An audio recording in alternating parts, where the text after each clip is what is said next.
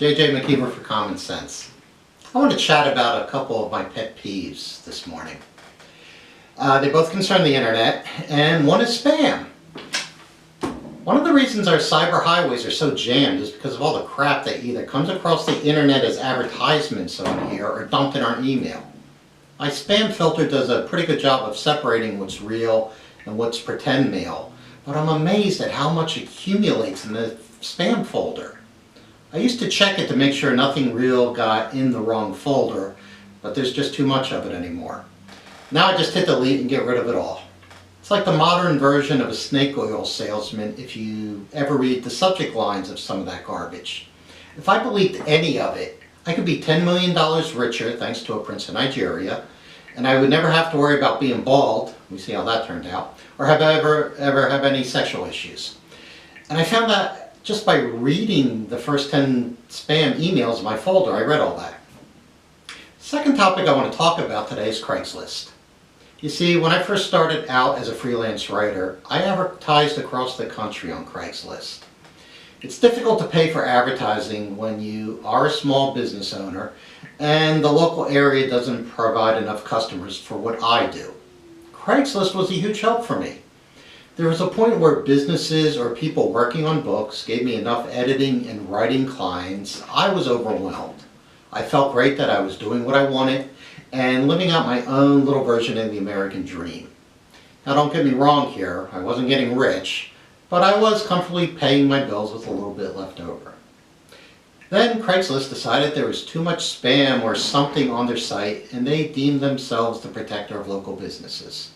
So, through their computer system, they systematically eliminated any source of multiple advertising. There was a lot of spam on Craigslist, but there was also a lot of people like me who painstakingly listed each ad individually with integrity. I didn't pay for software to produce my ads. I wanted to provide a service to people that needed what I do. What gets me now is there's still a lot of spam on Craigslist, and hardworking people are left out in the cold. A side note to all of this is that when I do advertise on Craigslist locally, some lowlife flags my ads and others in the writing section, so they're taken off the site. This is the lowest form of scum who either are in the writing business and can't stand the thought of competition, or come under the category of idiot hacker who just strikes down ads for fun. What's Craigslist's response to all of this? Who knows? They don't respond to any emails. I wrote explaining my situation and wanted to talk to them, someone there, to see if we could work out a financial arrangement. They never answered.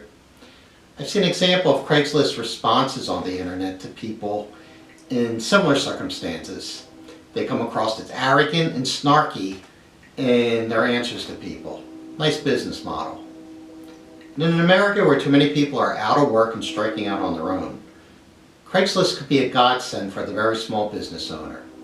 Instead, they are symbolic of everything that is wrong with the country. They're secure in their arrogance and bigness, and too damn lazy to want to make a real positive difference. A lot of intelligent people and potentially good companies could do a lot to move America along instead of screwing it up. I hate to think we are all more selfish than anything else, but that is often the proof we experience. Everything comes around so that people get what they deserve. I believe that. I guess that means hackers, their computers will crash, spammers will drown in their own email, and Craigslist will implode from an assault of both. I'll be happy if they all just reform their ways.